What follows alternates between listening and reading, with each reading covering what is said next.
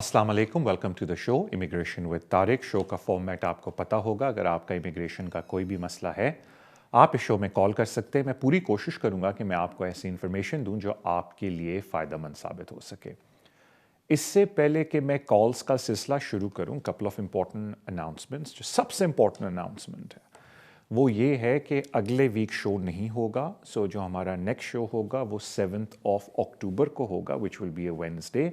और वो शो बहुत इंपॉर्टेंट है सारों के लिए जिनका टोइक का मसला रह चुका है, बिकॉज वो शो हम स्पेशली टोइक के ऊपर करेंगे। मैं अभी आपको एक सरप्राइज़ दूंगा उस शो के दौरान, क्योंकि शो से पहले, बिकॉज मैंने एक ऐसे गेस्ट को इनवाइट किया शो के अंदर जो डायरेक्टली इन्वॉल्व थे उन केसेस, उस केस के अंदर होम ऑफिस के ख़िलाफ़, जिसमें होम ऑफिस की ये सो कॉल्ड पॉलिसी निकली है कि अगर किसी का आर्टिकल 8 की अपील अलाउ होती है टोइक केसेस में, तो हम 2.5 साल का वीज़ा देंगे। तो इट इज़ वेरी इंपॉर्टेंट कि क्या वो आर्टिकल 8 का केस है, किस तरीके से उसको प्रेजेंट करना है, क्या उसके फैक्टर्स हैं जो कंसिडर करने चाहिए, वो सारी चीज़ें हम डिस्कस करेंगे 7th ऑफ अक्टूबर को। तो जो 7th ऑफ अक्टूबर का हमारा प्रोग्राम होगा वो बहुत इंपॉर्टेंट होगा, और वो हम लोग एक तरह से टोइक स्पेशल प्रोग्राम करेंगे।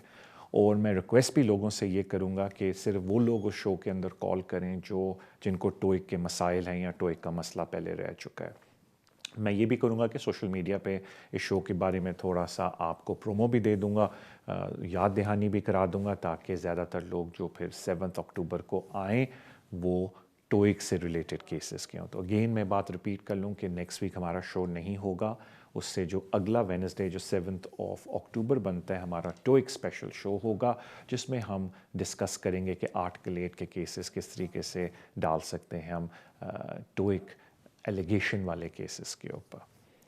तो इससे पहले कि मैं कॉल्स का सिलसिला शुरू करूं, मैं एक और बात लोगों को बता दूं कि थोड़े से लोग कंफ्यूज हो रहे हैं। मैंने एक सोशल मीडिया पे वीडियो भी लगाई थी कि जो आईडीवी ऐप है होम ऑफिस का, उसको कैसे यूज़ करते हैं। तो आप उसको प्लीज़ फॉलो कर लें, बिकॉज अक्सर लोग ये कह रहे हैं कि जी हम ऐप के ऊपर जा रहे हैं लेकिन हमसे फ़ोटो नहीं खींची जा रही। तो बिल्कुल ना घबराएं, वो जो आईडीवी ऐप है उसको अनइंस्टॉल करें अपने फ़ोन के ऊपर और दोबारा इंस्टॉल करें। देन होपफुली आपका जो ऐप है वो काम करना शुरू हो जाएगा, तो घबराने की ज़रूरत नहीं है। कुछ लोग, मैं दोबारा रिपीट करता हूँ, कुछ लोग ये भी कह रहे हैं, जो मैंने लास्ट टाइम भी जिक्र किया था, कि जी हमसे डॉक्यूमेंट स्कैन होके अपलोड नहीं हो रहे टेलीफोन के थ्रू। तो अगर किसी वजह से टेलीफोन के थ्रू नहीं हो रहे, आप उसी लॉगिन डिटेल्स के साथ कंप्यूटर के थ्रू भी लॉगिन हो सकते हैं और डॉक्यूमेंट अपलोड कर सकते हैं, क्योंकि अक्सर लोगों का कंप्यूटर का फंक्शन बेहतर होता है फ़ोन फंक्शन से, और वो कंप्यूटर के थ्रू बड़े आसानी से अपलोड कर लेते हैं। और अगर किसी वजह से आप फिर भी घबरा रहे हैं, तो कोई भी, आई होप आपकी फैमिली में 13-14 साल का बच्चा, कुछ दीज किड्स आर वेरी, मेरी अपनी बेटी है छोटी, तो मैं समझता हूँ जब मैं उसकी उम्र का था, मेरा तो बिल्कुल उतना स्टैंडर्ड नहीं था कंप्यूटर्स का जो कि आजकल के माशाल्लाह बच्चों का होता है। यू बी सरप्राइज कि वो आपकी हेल्प कर सकते हैं, and they will upload the documents for you. तो मैंने कहा ये इंपॉर्टेंट कुछ मैं बातें बता दूं, लेकिन टोइक वाला प्रोग्राम ज़रूर देखिएगा, वो बहुत फ़ायदेमंद होगा काफ़ी लोगों के लिए। हम अपने, मेरे ख्याल से अब कॉल्स की तरफ चलते हैं, अपने पहले कॉलर की तरफ चलते हैं। अस्सलाम वालेकुम। जी अस्सलाम वालेकुम तारिक भाई साहब। जी वालेकुम अस्सलाम। जी मैं साउथ एंड एसेक्स से बोल रहा हूँ। मेरा नाम मुक्ता है। मैं आपका शो काफ़ी टाइम फॉलो कर रही थी, तो जो भी हो टाइम नहीं लगा, मतलब अभी आज टाइम लगा। तो मेरा दो सवाल है, जी क्वेश्चन दो है। मुझे पता नहीं आप एक का आंसर दोगे कि दो का आंसर दोनों दोगे, का क्योंकि दूंगा, मैं उस पूछ हिसाब लें। से मैं बात करूँगी। जी, फर्स्ट क्वेश्चन है, मैं इधर रह रहा हूँ 8 ईयर्स हो गया। तो मेरा एक छोटा बेबी इधर बॉर्न हुआ, उसका 5 साल हो गया ऑलरेडी। तो मैं यूरोपियन नेशनलिटी हूँ, इटालियन नेशनलिटी। तो इस हिसाब से मेरा बच्चा इधर बॉर्न हो, उसको ब्रिटिश पासपोर्ट मिल सकता है? ओके, और सेकंड सवाल? सेकंड सवाल है, मेरे हस्बैंड वो इंडियन है, पंजाब, और मैं बांग्लादेश का हूँ। तो मेरा पेपर्स के ऊपर उसको, मतलब कि इधर का जो डॉक्यूमेंट्स वो मिल रहा है, 5 इयर्स का मिला फर्स्ट टाइम। तो ऐसे कोई वो है कि ताकि आगे जाकर एग्जाम्पल अगर मेरे साथ उसको, मतलब वो मेरे साथ ना भी रहे, कुछ भी हो, तो फिर भी उसको documents papers already automatic renew हो जाएगा वो, कि नहीं हो? ये आप अपने हस्बैंड की बात कर रहे हैं या? जी। ओके, मैं आपको दोनों सवालों के जवाब दे देता हूँ, ज़रा आप टीवी पे सुन लें। देखें जी, पहली बात है कि जब कोई बच्चा इस मुल्क में पैदा होता है, अगर उसके पेरेंट्स के पास इंडेफिनिट या ब्रिटिश पासपोर्ट नहीं है, नेशनैलिटी, पासपोर्ट भी नहीं नेशनैलिटी, तो बच्चा बाय बर्थ ब्रिटिश नहीं होता। फिर सर्टन रिक्वायरमेंट्स आपको मीट करनी पड़ती हैं, और सर्टन रिक्वायरमेंट्स जब आप मीट कर लें तो बच्चा रजिस्टर हो सकता है एज ब्रिटिश सिटीज़न। तो आपने बोला कि आप EU सिटीज़न है, तो जारी बात है अगर आपके पास परमानेंट रेजिडेंस है, meaning indefinite leave to remain या परमानेंट रेजिडेंस, तो आप अपने बच्चे को रजिस्टर कर सकती हैं एज ब्रिटिश चाइल्ड, और फिर वो पासपोर्ट अप्लाई कर सकता है। तो अब मुझे ये नहीं पता, क्योंकि ये तो अंडरस्टूड है, आपने ख़ुद बोला कि मैं 8 साल से इधर हूँ। जब बच्चा आपका पैदा हुआ था, अगर उस वक्त आपके पास इंडेफिनिट लीव टू रिमेन था तो ऑटोमेटिकली आपका बच्चा ब्रिटिश है बाय बर्थ। लेकिन अगर अभी तक आपके पास इंडेफिनिट लीव टू रिमेन नहीं आया, परमानेंट रेजिडेंस जिसको हम कहते थे पुरानी EU स्कीम के अंदर, तो आप पहले अपना indefinite leave to remain / permanent residence, जो भी आप उसको नाम देना चाहें, वो अप्लाई करें। और जब आपके पास indefinite leave to remain EU settlement scheme के थ्रू आ जाता है, तो फिर आप अपने बच्चे को रजिस्टर कर सकती हैं एज अ ब्रिटिश चाइल्ड। अब आ जाते हैं हम आपके हस्बैंड के ऊपर। जो स्पाउस होते हैं या EA नेशनल के, उन पे जारी बात है, एक तो बात है कि वो डिपेंडेंट होते हैं 5 साल के लिए। 5 साल तक आप ट्रीटी राइट एक्सरसाइज कर रही हैं तो वो आपके ऊपर डिपेंडेंट होते हैं, और फिर 5 साल बाद उनको सेटलमेंट स्टेटस मिलता है, सब्जेक्ट टू कि बाकी EU रेगुलेशन की वो रिक्वायरमेंट को मीट कर रहे हों।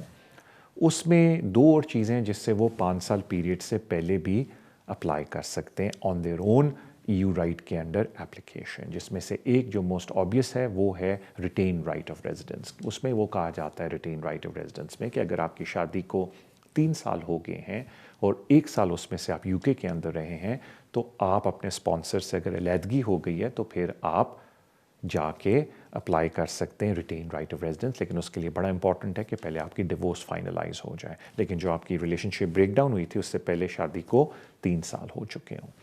उसके अलावा डोमेस्टिक वायलेंस भी, if you are a victim of domestic violence, आप फिर भी अपनी EA स्पाउस के अगेंस्ट केस डाल सकते हैं।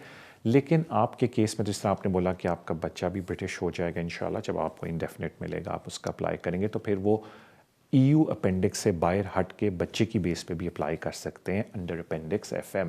तो कहने का मतलब ये है कि आई होप आपकी रिलेशनशिप रहे, और I hope you live a very happy life. लेकिन अगर खुदा ना खास्ता कोई प्रॉब्लम होती है तो I would say to you कि आप इस बात की फ़िक्र ना करें कि वो अपना वीज़ा कैसे लेंगे। You go had, live your life, खुश रहें, वो अपना कुछ ना कुछ बंदोबस्त कर लेंगे, वो जाने, उनका काम जाने। बट आई डोंट थिंक आपको स्ट्रेस लेना चाहिए इस बात के ऊपर। बट आई सिंसियरली होप कि you live a very happy family life, और इन चीज़ों की आपको प्रॉब्लम या ज़रूरत ना पड़े। Thank you so much for your call. अगले कॉलर की तरफ चलते हैं। अस्सलाम वालेकुम। जी सलाम अलैकुम जी। वालेकुम अस्सलाम। मैंने अपने लड़के के बारे में पूछना था आपसे। सॉरी, किसके बारे में पूछना था? मेरे लड़के के बारे में। अच्छा। उसने शादी की थी 2019 में इंडिया में। तो सपोज इधर उसने स्पॉन्सरशिप भेजी है उसको 2019 में। तो उधर से रिफ्यूज हो गया था कि आपकी इनकम कम है जी।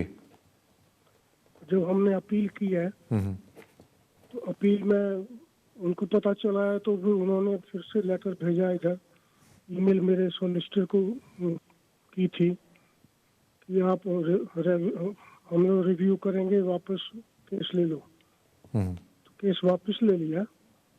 उसके बाद अभी तक पैसे भी जमा हो गए हैं सारे जो होते हैं आपके हेल्थ सर्विस वाले, 1200 पाउंड एवरीथिंग जी।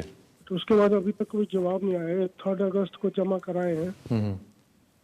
सोलिसिटर ने बोला कि हमको मेरे अकाउंट में डाल दो, मैं भेज दूंगा उनको जी। तो मैंने सुना भी था, आप इसी शायद सुना था, वो माफ हो जा रहा है ड्यू टू कोरोना, इधर प्रॉब्लम थी सब काम की। तो उसके बारे में सोलिसिटर ने बोला है कि 1200 भेज दो, तो 1200 पाउंड उसके अकाउंट में जमा कर दिए। अभी तक कोई पता नहीं चला वीज़ा भी है। यही आपसे पूछना था। Okay, thank you so much. देखिए, जहाँ तक बात है कि आजकल लोग अक्सर मुझे कहते हैं तारिक भाई टाइम कितना लगेगा, तो मैं एक ही रिक्वेस्ट करता हूँ कि प्लीज़ सब्र से काम लें।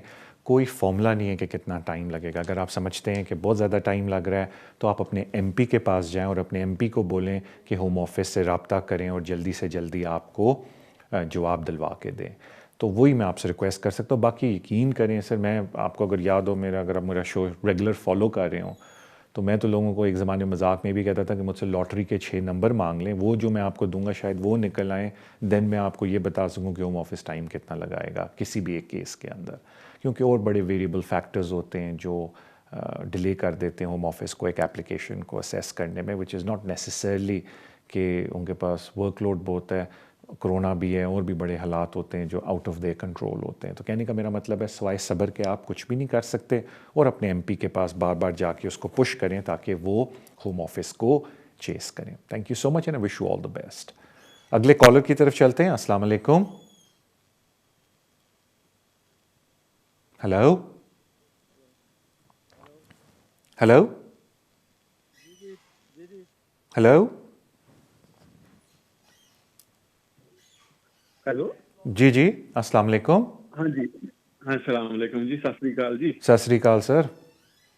हाँ जी वीर जी, मैं ਪੁੱਛਣਾ ਸੀਗਾ ਮੇਰੇ ਨਾ ਮੰਮੀ ਮਾਂ ਬਾਪ ਦਾ ਵੀਜ਼ਾ ਲੱਗਾ ਸੀਗਾ ਇੰਡੀਆ ਤੋਂ ਤੇ 6 ਮਹੀਨੇ ਦਾ ਲੱਗਾ ਸੀਗਾ, ਪਹਿਲਾਂ ਵੀ ਆ ਚੁੱਕੇ 6 ਮਹੀਨੇ ਜੀ। ਤੇ ਹੁਣ ਫਿਰ ਉਹ ਵੀਜ਼ਾ ਅਪਲਾਈ ਕੀਤਾ ਸੀਗਾ ਤੇ ਉਹ ਮਿਲ ਗਿਆ ਸੀਗਾ, ਤੇ ਪਰ ਉਹ ਕਰੋਨਾ ਦੀ ਵਜ੍ਹਾ ਨਾਲ ਨਾ ਆ ਨਹੀਂ ਸਕੀ ਇਸ ਕੰਟਰੀ 'ਚ ਜੀ। ਤੇ ਉਹ ਫਿਰ ਹੁਣ ਵੀਜ਼ਾ ਐਕਸਪਾਇਰ ਹੋ ਗਿਆ 14 ਤਰੀਕ ਨੂੰ, ਤੇ ਆਪਾਂ ਉਹਨੂੰ ਫਿਰ ਨਵੇਂ ਸਿਰੋਂ ਤੋਂ ਲਵਾਉਣਾ ਪਊਗਾ ਜਾਂ ਕਹਿੰਦੇ ਵੀ ईमेल कर दो, ਉਹ ਸਟੈਂਡ कर ਦਿੰਦੇ ਆ। अगर वो, बड़ी मेहरबानी आपकी कॉल की, अगर वो कंट्री से बाहर ही हैं तो फिर तो आपको नया वीज़ा अप्लाई करना पड़ेगा। हाँ, वो जो एक्सटेंशन है जिसको हम एक्सेप्शनल अश्योरेंस बोलते हैं, वो उनके लिए जो ऑलरेडी इस मुल्क के अंदर हैं और उनका वीज़ा ख़त्म होने को आया है, यानी कि जो स्टे होता है 180 डेज़ का, और उनको एक्सटेंशन चाहिए तो फिर वो ईमेल करते हैं होम ऑफिस को और वो आपको मोस्ट लाइकली थोड़ा सा एक्सटेंशन टाइम दे देते हैं। लेकिन अगर वो हैं ही कंट्री से बाहर और अभी अपना जो उनको वीज़ा ग्रांट हुआ था उस पर ट्रैवल नहीं किया है तो उसमें कोई ऐसा एक्सटेंशन नहीं है, उनको नई एप्लीकेशन विज़िट वीज़े की दोबारा से डालनी पड़ेगी और उम्मीद यही की जा सकती है कि वो उनको इंशाल्लाह ताला वीज़ा दोबारा दे देंगे। जो एक्सटेंशन है वो उनके लिए जो इस कंट्री के अंदर ऑलरेडी बैठे हुए हैं और उन्होंने वापस जाना है लेकिन किसी वजह से वो वापस नहीं जा सकते और वो ओवरस्टे नहीं बनना चाहते। थैंक यू सो मच आपकी कॉल का। अगले कॉलर की तरफ चलते हैं। अस्सलाम वालेकुम। हेलो हेलो जी, अस्सलाम वालेकुम। वालेकुम अस्सलाम। मेरा क्वेश्चन ये था कि मैंने FLR-FP अप्लाई की है, तो उन्होंने मुझसे सारे रेलेवेंट डॉक्यूमेंट्स ले लिए हैं, मुझे ईमेल किया है उन्होंने कि आप अपना फ़ोटो जो है वो हमें ईमेल कर दें। जी। तो मैं ये पूछना चाहती कि इसके बाद भी वो कोई डॉक्यूमेंट मांगेंगे और कितना टाइम लग जाएगा इसके बाद मेरे केस का कोई रिस्पॉन्स करने में, अगर आप प्लीज़ मुझे बता दें तो।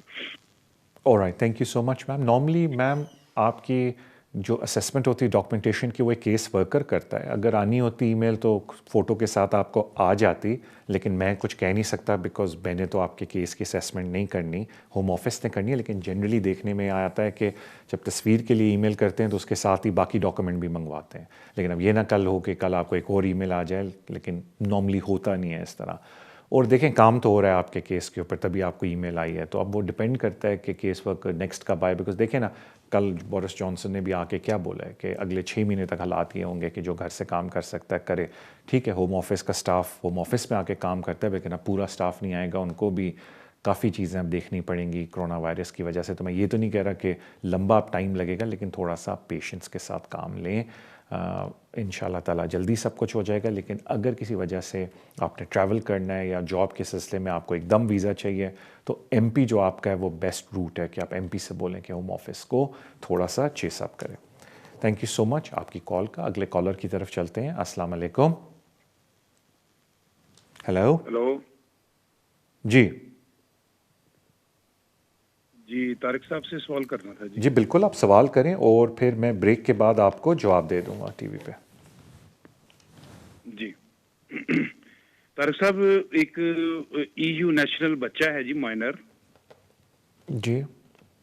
वो अभी पाकिस्तान गया हुआ है, इधर स्कूल में पढ़ता है बल्कि। जी जी। तो अभी वो अपनी अम्मी को साथ लाना चाहता है, तो उन्होंने मतलब अप्लाई करना है उधर से, तो क्या आप बता सकते हैं कि कौन से डॉक्यूमेंट साथ वो लगाएं? ठीक है। और उनके फादर की दोबारा शादी तो नहीं हुई ना कोई और, वही है ना फादर और मदर एक ही, दोबारा किसी ने शादी तो नहीं की? फादर उनसे सेपरेट है जी, वो उसने डाइवोर्स दी हुई है। ओके, तो बच्चा यहाँ फिर किसके पास रहता है? बच्चा अपने फादर के पास ही था, तो बच्चा भी मतलब फादर उसको छोड़ गया उधर पाकिस्तान छोड़ के, तो आप खुद चला गया कहीं। अच्छा, ठीक है, ठीक है। आप प्लीज़ जब मैं ब्रेक के बाद वापस आता हूँ तो फिर मैं आपको जवाब दे दूंगा, तो ज़रा गौर से सुन लीजिएगा मैं आपको क्या बताऊंगा, इन्फॉर्मेशन जो आपको मैं दूंगा। थैंक यू सो मच आपकी कॉल का। ब्रेक पे जाने से पहले थैंक यू सो मच जो लोग सोशल मीडिया पे शो को लाइक करते हैं, सब्सक्राइब करते हैं, शेयर करते हैं, please keep doing that. Again मैं रिपीट कर दूं कि हमारा 7 अक्टूबर को नेक्स्ट शो होगा और वो मेनली टोइक के ऊपर होगा। तो प्लीज़ आप जिनको टोइक के मसाइल हैं वेट करें 7 अक्टूबर तक। मैं बहुत इंटरेस्टिंग गेस्ट लेके आ रहा हूँ और हम बड़ी इंटरेस्टिंग बातें करेंगे टोइक के ऊपर। तो अगर आपका कोई टोइक का सिलसिला है ज़रूर 7 अक्टूबर को लॉग इन करें और कॉल करें and share your experience with us. लेकिन you will really, I know आपको बहुत अच्छी इन्फॉर्मेशन मिलेगी 7 अक्टूबर के शो में टोइक के बारे में। मुझे बताया जाता है कि हमारा ब्रेक का टाइम है। Let's go on a break. Break पे वापस आके I will take some more calls इंशाल्लाह ताला आपसे after answering this question that was just asked of me. So इंशाल्लाह ताला सी यू आफ्टर।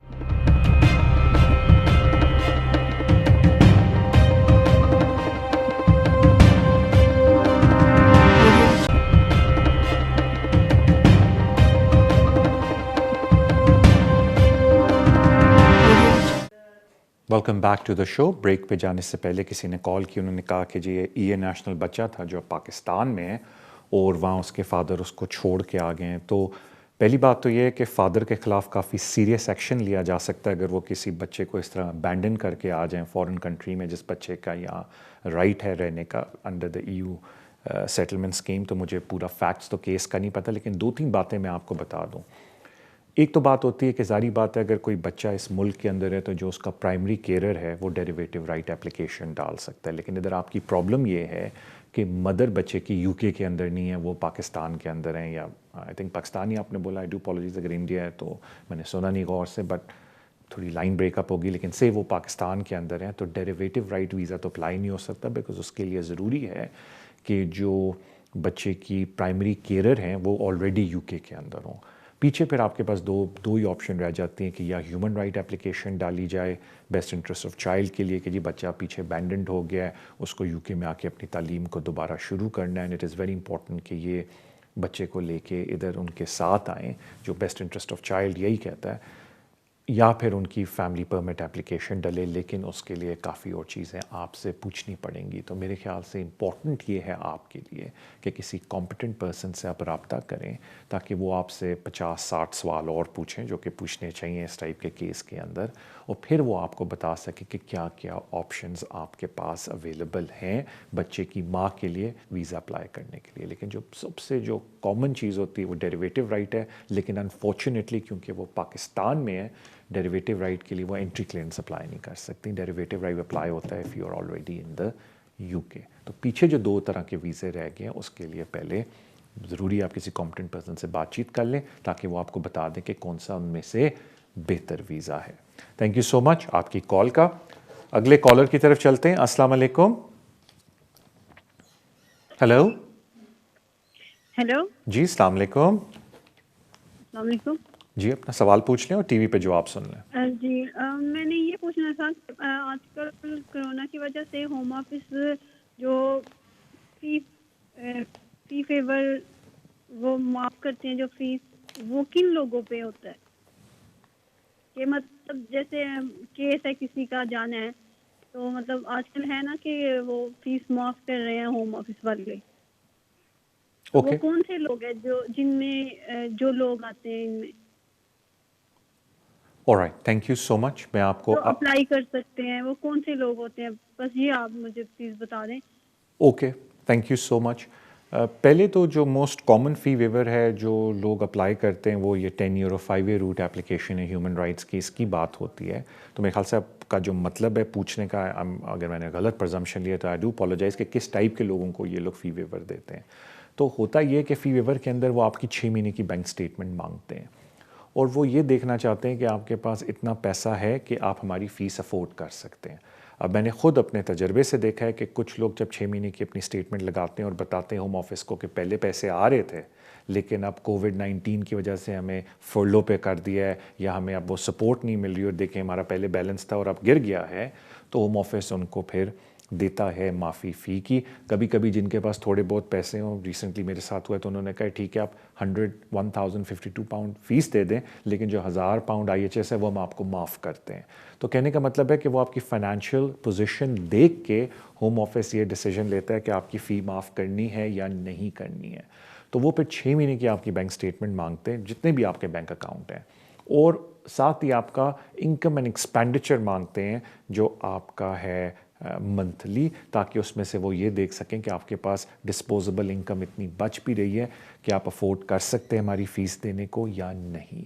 तो इस तरीके से वो ये इस बात की असेसमेंट करते हैं कि किन लोगों को हमने फ़ी वेवर देना है या नहीं। तो ये काफ़ी कुछ मैटर करता है आपकी 6 महीने की स्टेटमेंट में। कुछ लोग मुझे मुड़ के कहते हैं तारिक भाई 2 महीने पहले तक या 1 महीने पहले तक तो हमारे पास बड़े पैसे थे, तो वो हम उनको क्या बोलेंगे? तो हम उनको यही बोलेंगे जो फैक्चुअल बात है कि पहले इनकम आ रही थी, अब वो इनकम रुक गई है कोरोना की वजह से, और इस वजह से हमें पता है कि हम अफोर्ड नहीं कर सकेंगे फ़ीस, इसलिए हम आपसे फ़ी वेवर मांग रहे हैं। तो कहने का मतलब है कि वो डिपेंड करता है आपकी 6 महीने की स्टेटमेंट देख के। अब आपके अगर स्टेटमेंट में 20,000 पड़ा है, 10,000 पड़ा है, 8,000 पड़ा है, 4,000 पड़ा है, डिपेंडिंग ऑन कितने एप्लीकेंट्स अप्लाई कर रहे हैं, तो फिर बात थोड़ी डिफरेंट हो जाती है, अनलेस वो लोन का पैसा आपका पड़ा हुआ है। थैंक यू सो मच आपकी कॉल का। अगले कॉलर की तरफ चलते हैं। अस्सलाम वालेकुम।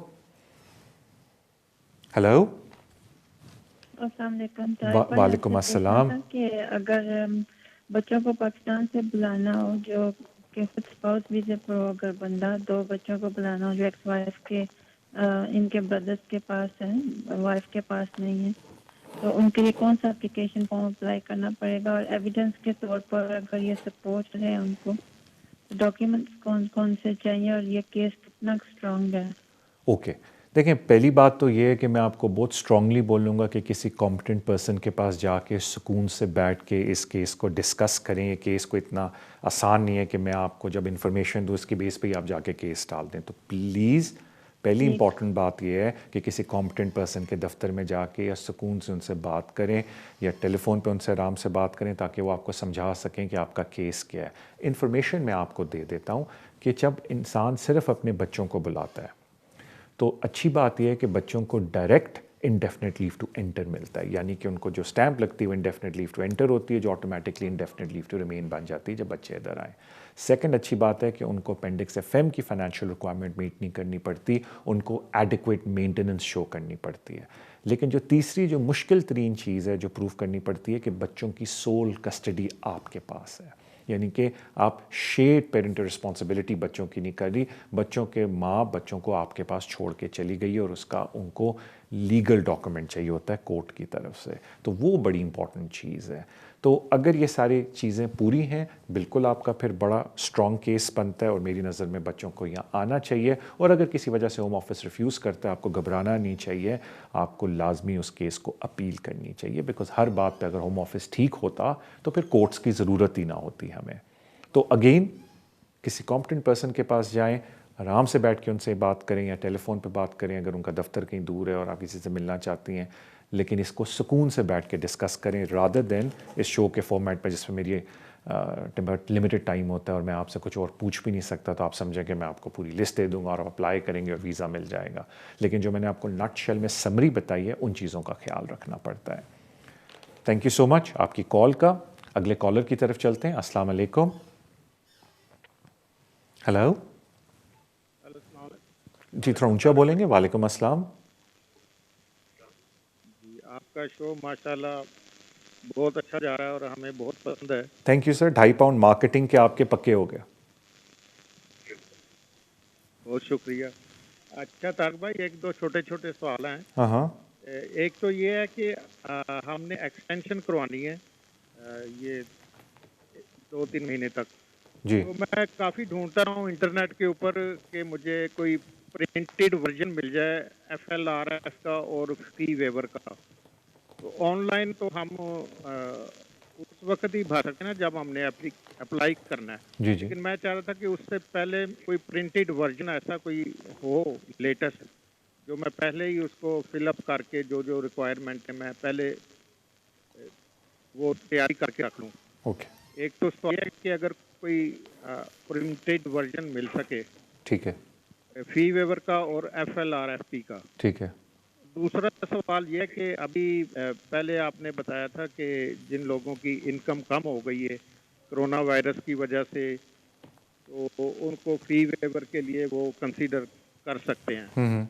लेकिन what about those people who are on benefits, और उनका एक तो मतलब मंथली वही चल रहा है सिलसिला बेनिफिट से, या जॉब सीकर अलाउंस पे, या बच्चों के जो ठीक। टैक्स क्रेडिट वगैरह हैं, उनके लिए फी वेवर में क्या मतलब उनके लिए कैसे वो अप्लाई करेंगे, या उनके क्या चांसेस हैं ओके, फी वेवर में?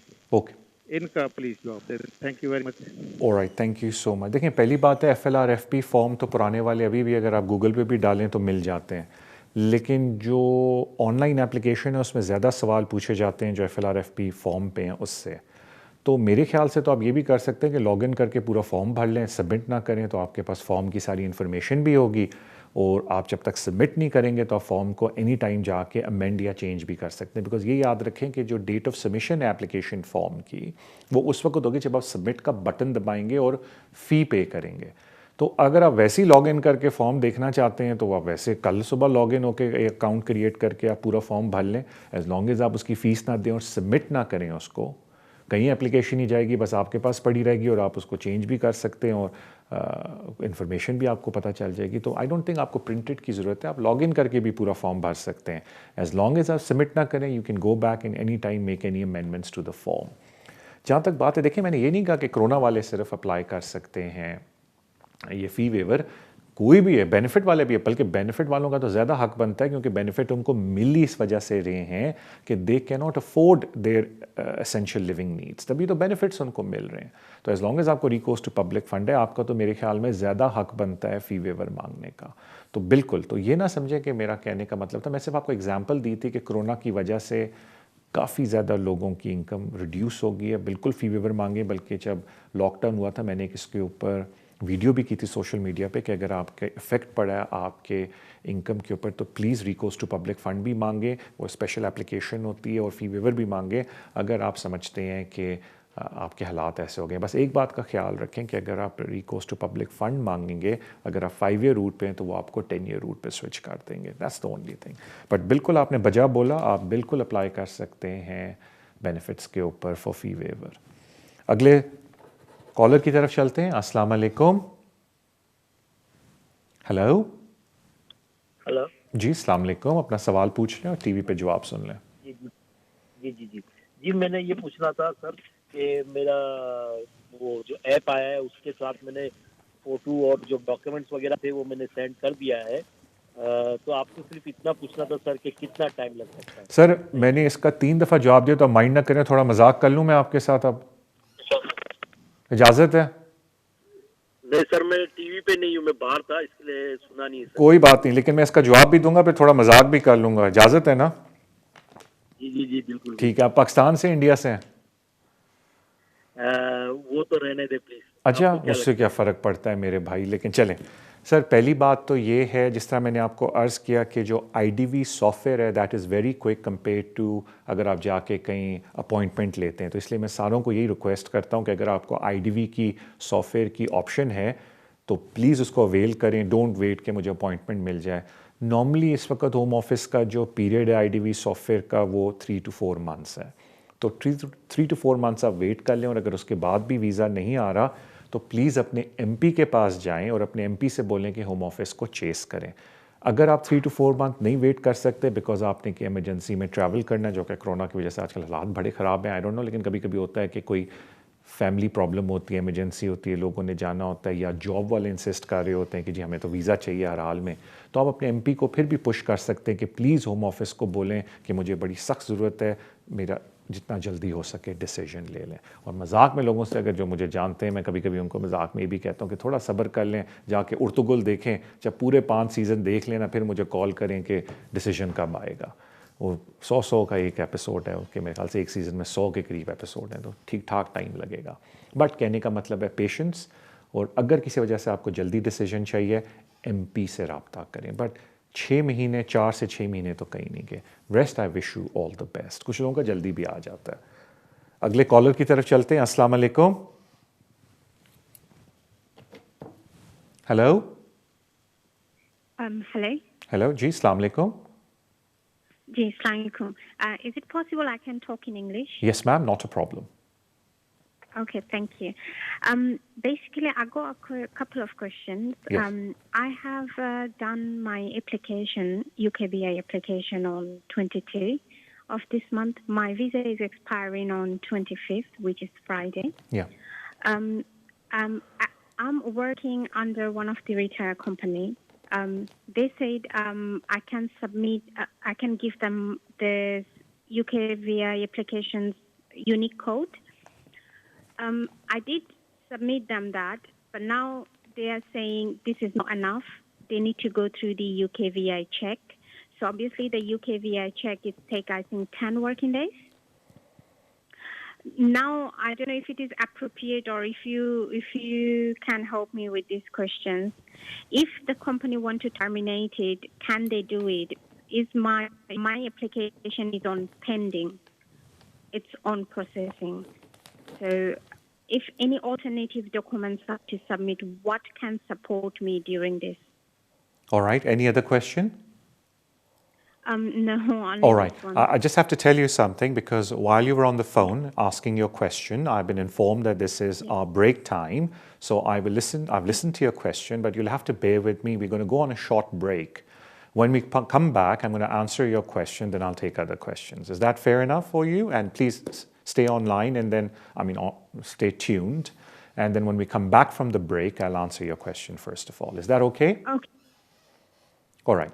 Thank you ma'am. अब हम ब्रेक पे जाने लगे। ब्रेक पे जाने से पहले thank you so much for your love and support जो आप इस शो को सोशल मीडिया पे देते हैं। एंड मोर इम्पॉर्टेंटली 7 अक्टूबर को हम टोइक के ऊपर एक स्पेशल केस करेंगे। It be a very interesting guest है और यकीन करें बहुत फ़ायदा होगा जो लोग लॉग इन करेंगे। एंड आई वुड प्रेफर कि आप टोइक के उस दिन सवाल मुझसे पूछें, बिकॉज काफ़ी हमारे पास एक इंपॉर्टेंट गेस्ट आने लगे हैं और बहुत ही मुफीद इन्फॉर्मेशन आपको मिलेगी टोइक के ऊपर। 7 अक्टूबर को ना भूलिएगा, बिकॉज नेक्स्ट वीक मैं इधर नहीं हूँ। 7 अक्टूबर वाले केस में शो में आई हैव इनवाइटेड समवन जो हम टोइक के ऊपर ख़ास तौर पे बात करेंगे। सो ओके, अब ब्रेक पे चलते हैं। ब्रेक पे वापस आने के बाद let's take some more calls. तो इंशाल्लाह ताला see you after the break.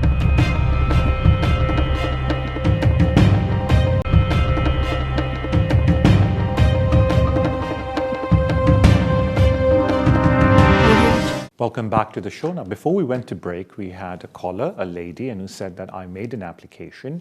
And my visa was supposed to expire on the 21st. I made an in-time application, and now my employer has asked to provide the unique reference number for the application because they have to do an employment checking service. And is there any other means I could satisfy my employer that I have the right to work? Now, let me tell you about the employment side of things as far as the Home Office is concerned. The Home Office has given certain guidance to the employers, and one of the key requirements of the guidance is they have to follow step by step a process where an applicant has made an in-time application and the employer needs to verify if they have the right to work.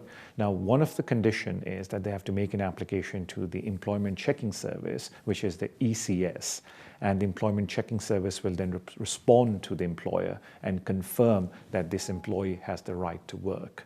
And that certificate, which is granted to the employers, largely valid for 6 months, and that will go into the employment file, and that in our law terms is referred to as a statutory excuse that we employed this person because we have a certificate that says the person has right to work. Now, a lot of old employees, meaning if you've been working for the employer for a very long time, they accept your explanation that you made an in-time application. They take you on good faith, your statement that you made an in-time application, and they keep giving you work while they also check your employment status.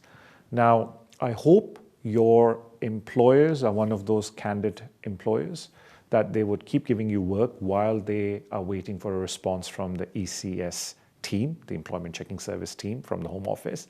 But if they decide to halt your work or to suspend your services or your roster or your rota till they get an answer I think if you want to take a claim against them, you'll need to speak to an employment lawyer.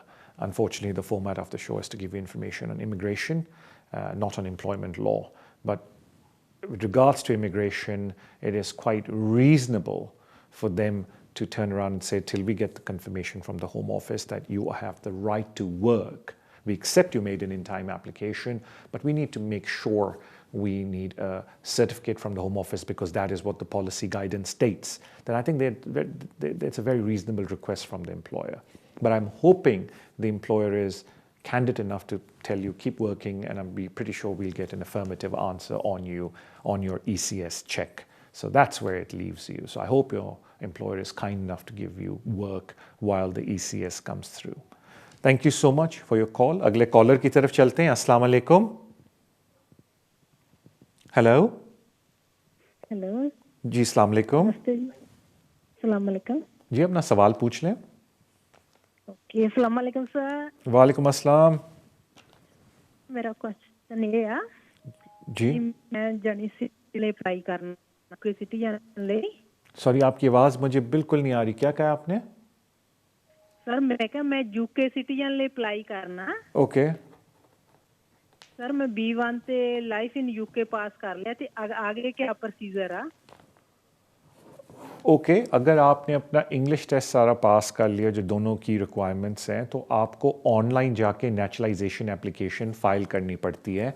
और जब आप online application file करते हैं आजकल appointments नहीं मिल रही, आपको wait करना पड़ता है फ़ीस पे करने के बाद, पूरी एप्लीकेशन जमा कराने के बाद होम ऑफिस का कि वो आपसे रब्ता करके आपको बोलेंगे कि ये हमारा सॉफ्टवेयर है, इसमें आप अपनी तस्वीर खींच के और डॉक्यूमेंट सारे जमा करा दें. तो अब आपको वो ऑनलाइन एप्लीकेशन भरनी है और ऑनलाइन एप्लीकेशन भरने से पहले अपने 2 रेफरीज को भी तैयार रख लें. उनके पासपोर्ट की डिटेल्स चाहिए और उनके कॉन्टैक्ट डिटेल्स आपको चाहिए होंगे काम के और घर के. सॉरी फीस की होम ऑफिस की अब वो आप चेक कर लें ऑनलाइन. तकरीबन 1100 से थोड़ी ऊपर है और आई थिंक 1200 से नीचे है, तकरीबन इस फिगर के दरमियान है. Alright thank you so much आपकी कॉल का. अगले कॉलर की तरफ चलते हैं. अस्सलाम वालेकुम. वालेकुम सर, क्या हाल सर? ठीक है. मैं बिल्कुल खैरियत से, थैंक यू. सर मेरा नाम इमरान है, मैं लेस्टर से बोल रहा हूँ. जी सर मेरा ना एक दोस्त है, उसका बेसिकल उसकी जो वाइफ है और वो लड़का जो है वो पाकिस्तानी है अपना. जी ठीक है.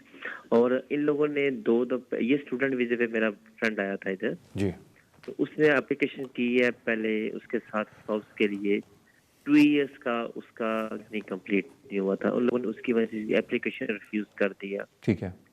फिर उन लोगों ने दोबारा फिर अप्लाई किया. जी उन लोगों ने 2 इयर्स का गैप भी कंप्लीट हो गया था.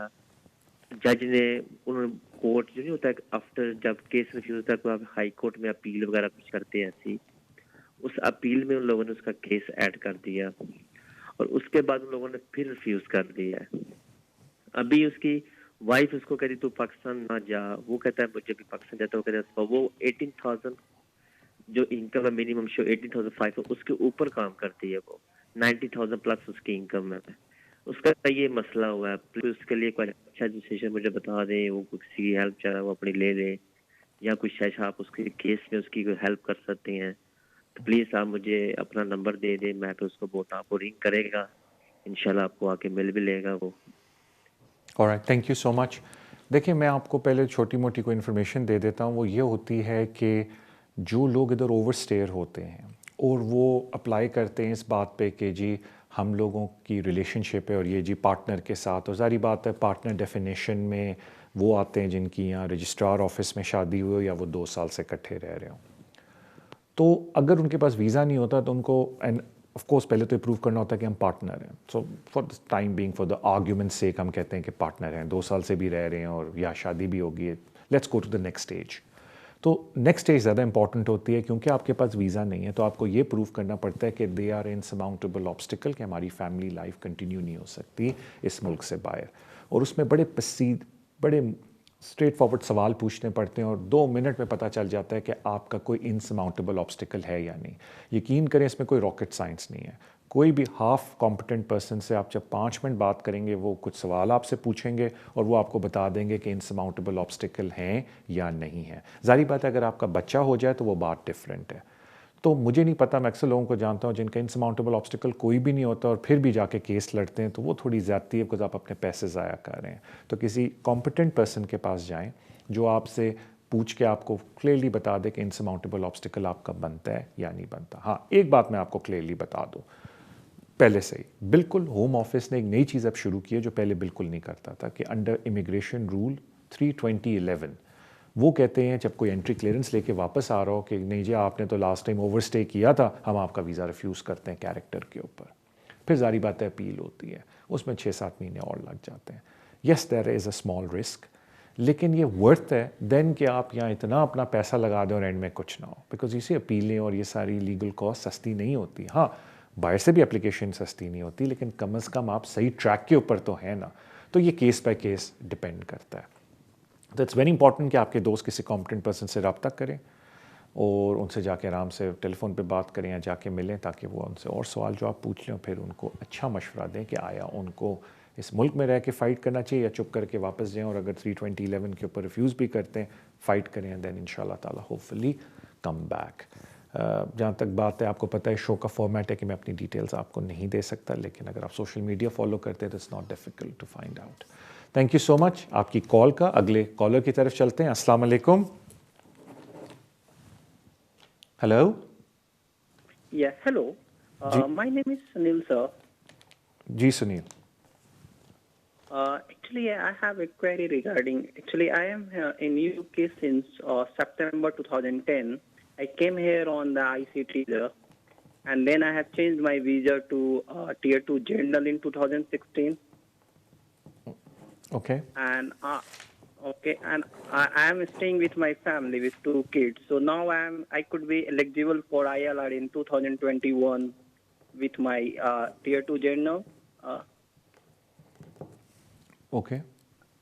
So, and I'm a long term also, so I came here in 2010 in September, so I could be eligible in 2020 since September with a long term 10 years stay.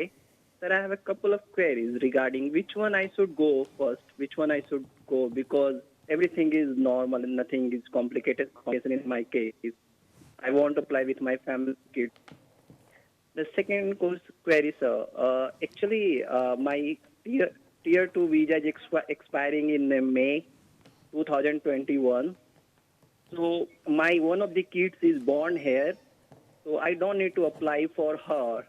So if I will apply the visa in 2021 January, it will take 4 to 5 months to come back. What happened? What I have to do for the kid whom I didn't apply for the visa? How does it go? For the child. And yeah, for my child, the younger child, because she is born here. So I am thinking if I got a ILR, so I could apply directly her for the British passport. Makes sense. Makes sense. Yeah, and the last query, sir, I need the English certificate. So I am an engineer. So I got the degree from my university. I got the NARIC letter also, but there is a couple of letters in the NARIC letter I should apply for. Sorry, what did you say about NARIC at the end? So I got the master degree, and I got the letter from my university also. Yeah. There is a couple of type of letter NARIC issued, like based upon the label. So which one I should go for?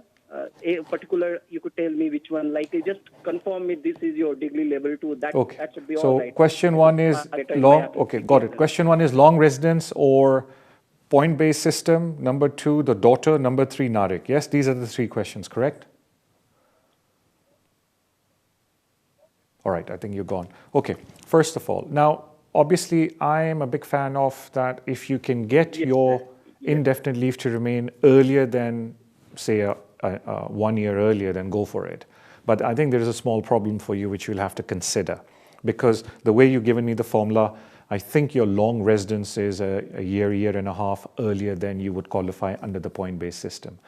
The issue is that, yes, if you jump the boat and you apply under the long residence rule, then your family will come under the FLRM route. In other words, your wife will not be given settlement through as a dependent of a point-based system migrant, she will apply on Appendix FM, and then she has to complete either her 5 years starting from zero again, or if she has been legally in the country for 10 years, she can again go for the long residence. So I think it's for you to maybe decide how long your wife has been living here. And if you then switch to long residence and get your indefinite leave to remain and switch your wife on the spousal route, which is Appendix FM, considering she has to complete 5 years again, how long she's been living here, because before that 5 years, if her 10 years are here, then you could just simply apply for her long residence as well, because long residence application is standalone application. You cannot add your dependents. So I think that's the formula you'll have to look at, and the time lapse or the time capsule you have to look at, maybe that if you jump and then go towards long residence, your family will not apply under the point-based system. They'll have to go under Appendix FM and the time starts again. But obviously, if they're going under the 10-year route, then your wife can count the previous time. So that's something you'll have to decide. As far as the daughter is concerned, that's pretty sensible, I would say, that if you hoping you'll get indefinite leave to remain, then you can apply registration for your daughter. Then obviously she's a minor. You don't have to add her to the application if you don't want to spend that money. You could explain that to the Home Office when they ask that why have you not added one more child to the application, that my intention is that when I get my indefinite leave to remain, I shall apply for registration for my child, and I don't want to use why I spend $2,100 for a inadequate application in this circumstance, irrelevant application rather. And I think the final thing is the NARIC one. NARIC is mainly 2 letters. One that says that your course or your degree was equivalent to a bachelor's, at least a bachelor's degree in the United Kingdom, equivalent, or your degree you achieved from India. And second, it was taught in English. So those are the 2 letters you require. If you go to the NARIC website and go into individual services, it very clearly says these 2 letters. So those are the 2 letters you require. Of course, NARIC is a company that provides other services. I do not know what are the name of those services, but these are the 2 key documents, the relevant documents you require for your application. I wish you all the best. मुझे बताया जाता है कि अब हमारे show का time भी ख़त्म होने को आया है. मैं आदिल से पूछा, आदिल हम एक और कॉल ले सकते हैं या अब मैं रैप अप करूं? चलें जी, मुझे बताया जाता है कि हम वाइंड अप करते हैं. जाने से पहले मैं 2-3 रिक्वेस्ट कर दूं. पहले thank you so much for your love and support जो आप सोशल मीडिया पे शो को देते हैं. Please keep doing that and subscribe करें चैनल को, ताकि मैं पूरी कोशिश करूँ कि कंटेंट में मैं और सोशल मीडियाज़ पे भी आपको वीडियोस दूं जो कि आउटसाइड ऑफ हमारे शो हो, जो आप मैं करने की कोशिश भी कर रहा हूँ. होप आप उसको फ़ायदेमंद समझते हो. अगले वीक मैं नहीं हूँगा, उससे अगले वीक हमारा शो होगा 7 अक्टूबर को, जो टोइक के ऊपर मैं टोइक स्पेशल शो करने लगा हूँ, और ये बहुत फ़ायदेमंद होगा जिन लोगों के पास्ट में टोइक केसेस रह चुके हैं या वो अभी भी टोइक के केसेस लड़ रहे हैं. तो प्लीज़ उस पर लॉग इन करें and then we'll have a very interesting discussion on topic. मेरी तरफ से अल्लाह हाफिज़. 2 वीक बाद आपसे मुलाकात होगी 7 अक्टूबर को. भूलिएगा नहीं, वीनस टीवी पे एंड टोइक स्पेशल के ऊपर. तो इंशाल्लाह ताला see you 2 weeks from now. अल्लाह हाफिज़.